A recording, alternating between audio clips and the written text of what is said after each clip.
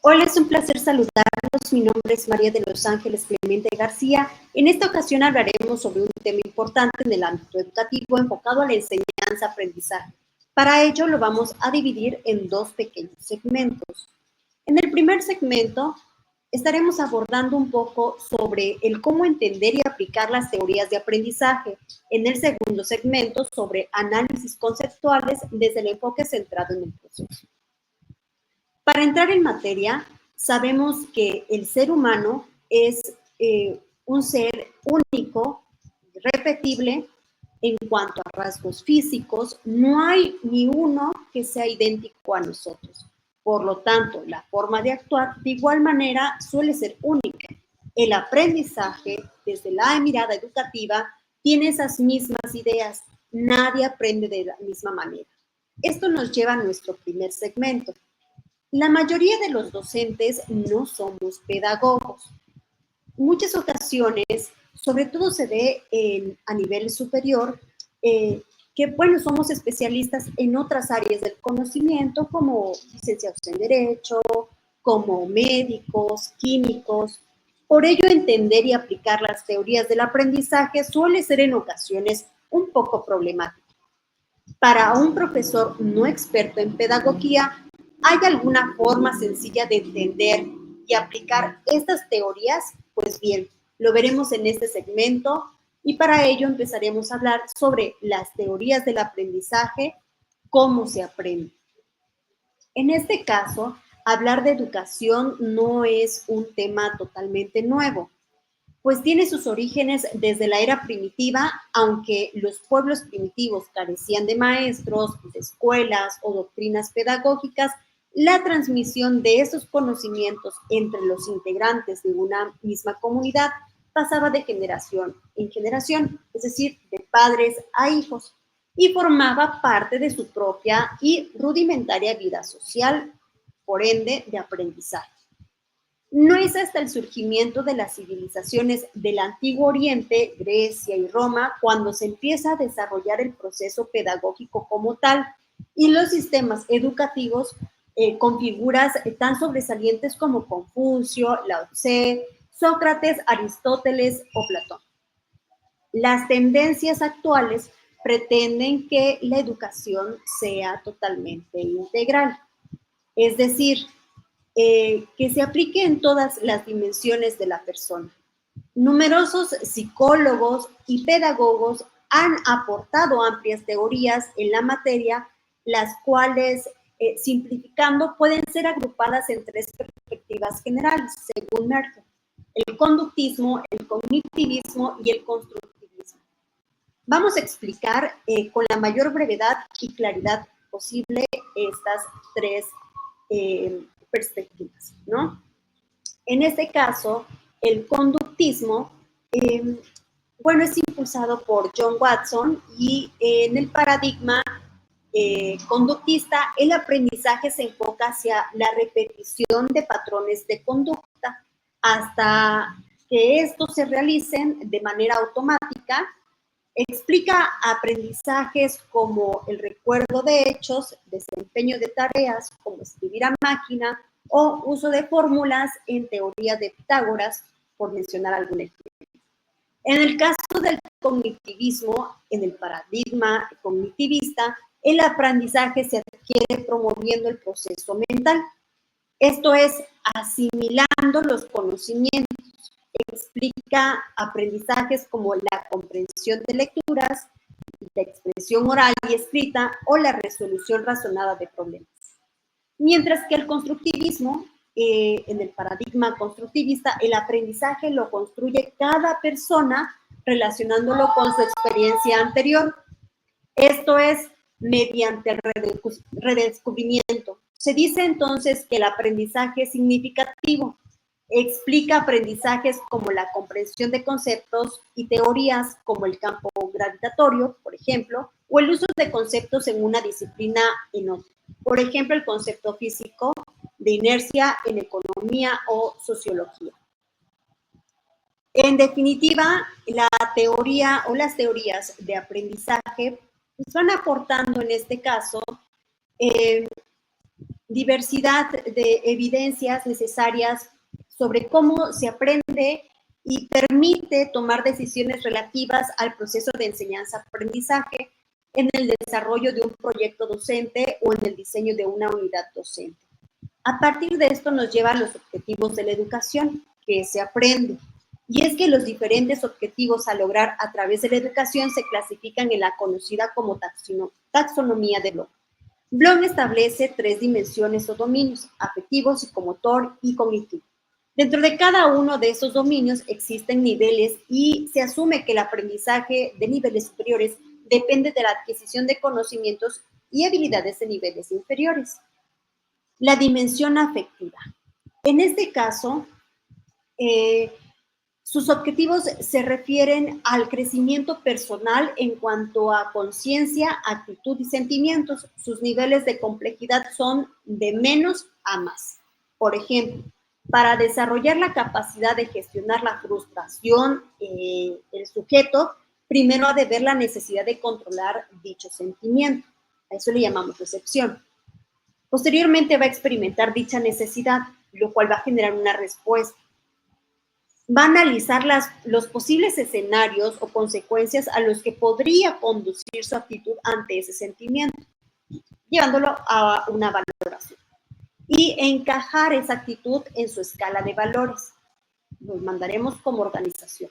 Para finalizar, pues obviamente interiorizar cuál es su comportamiento en situaciones similares, llamándolo caracterización. Mientras que la dimensión psicomotora nos va a permitir poder desarrollar plenamente las habilidades, ¿no?, psicomotrices. Es decir, una habilidad de escribir. Pues en este caso, el sujeto primero ha de tomar conciencia de la finalidad de lectura y la escritura, nos lleva a una percepción, saber coordinar los movimientos de manos, dedos y ojos, disposición, adquirir la repetición de las habilidades, trazar grafías, mecanismo, conseguir la soltura, ¿no?, en la copia de textos, nos lleva a una respuesta compleja, y utilizar su nueva habilidad para escribir sus propios contenidos, adaptación, para finalmente ser capaz de modificar su caligrafía o aplicarla en otras actividades como el dibujo, la creación. En nuestra tercera dimensión, llamado cognitiva, sus objetivos se apuntan al conocimiento y la comprensión de cualquier tema. Por ejemplo, para alcanzar un pleno entendimiento de la ley de Ohm, en este caso en física, el sujeto primero ha de recordar cómo se expresa y los conceptos que relaciona. A eso le vamos a llamar conocimiento. Ser capaz de comprender lo que significa hasta el punto de saber expresar con sus propias palabras. Ahí entramos con la comprensión y utilizarla en la resolución de problemas, es decir, la aplicación. Deducir a partir de ella otros postulados, como por ejemplo la expresión en la resistencia total de un conjunto de resistencias en serie o en paralelo. Nos permite analizar y saber emplearla en el diseño de determinados circuitos eléctricos. A eso le llamamos síntesis, para finalmente ser capaz de utilizarlo para validar ideas como, por ejemplo, su relación con el efecto de Joule, evaluación. El modelo de docencia actual se ha permitido que a lo largo del transcurso de todo este tiempo ha sufrido importantes cambios en las últimas décadas, sobre todo a nivel de enseñanza media y superior. Se propone un cambio metodológico que pretende poner al alumno en el centro del proceso de enseñanza-aprendizaje en consonancia con los principios constructivistas, que pone el énfasis en que el conocimiento se construye principalmente por el sujeto que aprende y no por el docente. Hasta acá hemos hablado sobre las teorías y las características más significativas que hemos abordado, pero ¿cómo lo llevamos a la práctica? Como comentamos, a la hora de exponer las teorías de aprendizaje, ninguna de ellas es mejor que las demás, más bien estas se van complementando.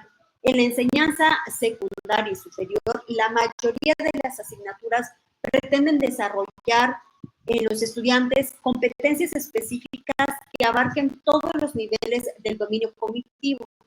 Es por ello que se requiere de metodologías docentes basadas en las distintas categorías de aprendizaje. Pero, ¿qué son las metodologías docentes? Se entiende por metodología docente a las estrategias de enseñanza que el docente propone para que los estudiantes aprendan. Para clasificar y analizar las características de las diversas metodologías, estas pueden ser ubicadas en un conjunto, como vemos aquí en esta imagen, en el que en un extremo estaría la lección magistral, en la que la participación y el control del estudiante es mínimo, mientras que en el polo opuesto se sitúa el estudio individual o autónomo, en el que es mínima la participación y control del docente.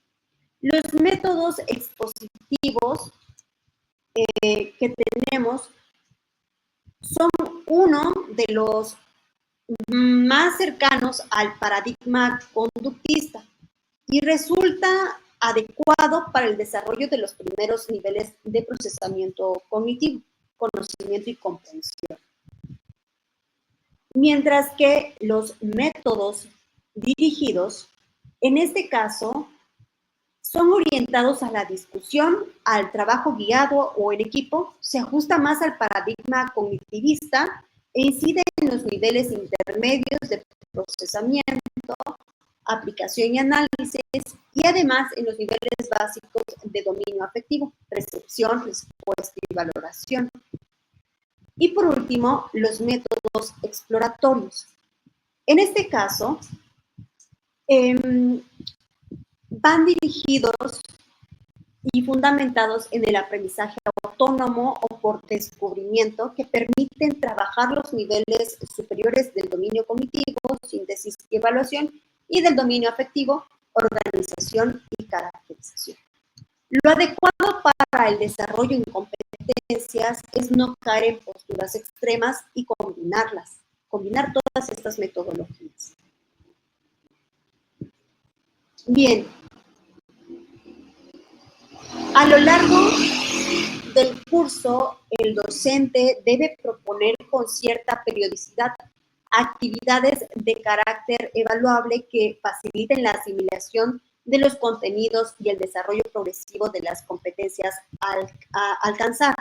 Esta evaluación continua no significa evaluar continuamente mediante controles periódicos o exámenes parciales, sino favorecer el esfuerzo y el aprendizaje continuo, ya que las competencias no se desarrollan o aprenden el día antes del examen, ¿no? En este caso, si la evaluación continua está bien diseñada y es acumulativa, podría superar la asignatura sin necesidad de realizar una prueba o evaluación final.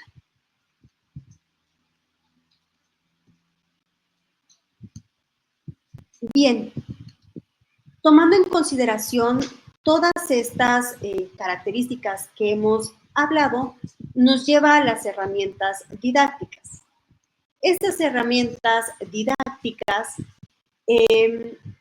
para que la acción docente funcione, el docente ha de disponer las habilidades necesarias para poder llevarlas a cabo. Las herramientas didácticas son medios potenciadores del aprendizaje que permiten reforzar las habilidades del docente y la capacidad del aprendizaje del estudiante. Dentro de las herramientas conductistas tenemos la repetición, que esta pues prácticamente se trata de una herramienta tan simple como la insistencia para potenciar la retención de información. El refuerzo positivo, que consiste en proporcionar una respuesta en forma de conocimiento ante el comportamiento deseado. Y la mnemotecnia, que es un conjunto de técnicas de memorización basada en la asociación mental de la información con datos que ya sean parte de nuestra memoria. Aprovecha la capacidad natural que tiene nuestro cerebro para recordar imágenes y para prestar más atención a los sucesos pocos comunes o extraordinarios. Para ello hay que convertir los datos en imágenes con el fin de asociarlos con los que ya hemos memorizado. Tenemos herramientas cognitivistas. En este caso, las herramientas cognitivistas, tenemos a la organización, que es el óptimo procesamiento de la información y se ve facilitado por su estructuración y secuenciación. Y a la motivación, el aprendizaje se ve favorecido por la creación de actitudes y ambientes que estimulen, en este caso, a nuestros estudiantes. Tenemos las herramientas constructivistas. Aquí hablamos un poco sobre el rigor. Suele ser tentador para el docente obviar justificaciones o demostraciones, pero en ocasiones, dadas las limitaciones del tiempo, hacer esto es inevitable. Sin embargo, un aprendizaje significativo solo tiene lugar si el estudiante tiene pleno control sobre esto. Por eso, para aunar rigor y sencillez, las justificaciones o demostraciones no explicadas en clases han de tener o han de ser al menos esbozadas o planteadas. Así el estudiante verá. Tenemos, en este caso, las características de volver al contenido. Hace referencia a que a lo aprendido en unidades didácticas anteriores o la utilidad que tendrá en las posteriores han de ser constantes. Así se consigue relacionar contenidos y que el aprendizaje sea significativo. Y la estimulación de la participación, que es la intervención del estudiante en su propio proceso de aprendizaje y que es una de las premisas fundamentales para lograr aprendizajes de elevado nivel de procesamiento cognitivo. Para ello, el docente debe dar frecuentes oportunidades de participación, incluso en el desarrollo de clases magistrales, si así se da. Apoyo del docente. En este caso, que el estudiante sea el centro de aprendizaje no quiere decir que ya hay que dejarlo solo, sino que en este caso el trabajo del docente ha de ser de guiar y de ser más cercano y comprensivo hacia el proceso de aprendizaje que éste vaya a tener. Y las tutorías son a menudo la única oportunidad de trabajar presencial y personalmente con el estudiante. Aparte de la resolución de dudas, en la tutoría pueden trabajarse aprendizajes de competencias transversales como la capacidad para transmitir información o el racionamiento crítico. Muy bien, hasta acá hemos abordado sobre las diferentes teorías y algunos ejemplos de cómo aplicarlo dentro de las herramientas didácticas. Vamos a nuestro segundo segmento. En este segundo segmento, nos adentramos en el enfoque centrado en procesos. El proceso de enseñanza-aprendizaje es un elemento esencial en el desarrollo de la personalidad del estudiante y la identificación de una teoría aplicable al proceso pedagógico, lo cual constituye un aspecto relevante en el enfoque asumido para la dirección de la actividad y la comunicación entre el docente y el estudiante que se forma como futuro investigador. En el artículo publicado por Serrano y Pons sobre la construcción interna de las personas y el sujeto individual, epistémico, psicológico y colectivo, permite entender al sujeto que es en una relación directa con las condiciones que concurren al proceso. Tapia sostiene que el aprendizaje cognitivo se refiere al proceso mediante el cual la información recorre el sistema cognitivo del individuo con funciones específicas relacionadas como el razonamiento, procesamiento de información, así como obtención de respuestas inmediatas, evidenciando lo significativo del aprendizaje cognitivo en la prontitud de apoyarse desde la neurociencia y el constructivismo. El promover a través de estrategias pedagógicas que confluyen en la construcción de conocimientos multidisciplinarios y transformador tanto en los estudiantes como en los docentes. Y es por ello que en este caso se conciben informaciones amplias en el cual el proceso de enseñanza-aprendizaje es un elemento fundamental en el perfeccionamiento de la personalidad del estudiante y la identificación que éste tiene al poder generar y aplicar el proceso pedagógico, lo cual compone aspectos relevantes del enfoque asumido para la dirección de la actividad y la comunicación entre docentes y estudiantes que se forman como futuros investigadores. Para finalizar, lo importante como docentes es poder entender que todas las herramientas que utilicemos se puede acoplar a los temas que impartimos, pero sobre todo en nuestras planeaciones poder brindar una variedad de herramientas y materiales que puedan captar la atención de todos los alumnos, haciendo que nuestra clase sea enriquecedora, como ya hemos visto, y viendo en consideración que no todos los alumnos son iguales. Tenemos alumnos auditivos, visuales, kinestésicos. Por lo tanto, trataremos de brindar a cada uno un poco de lo más afín a su proceso de entender la información que le estemos brindando. Espero haya sido de mucha aportación. Agradezco su atención, deseando que tengan un excelente día. Hasta la próxima.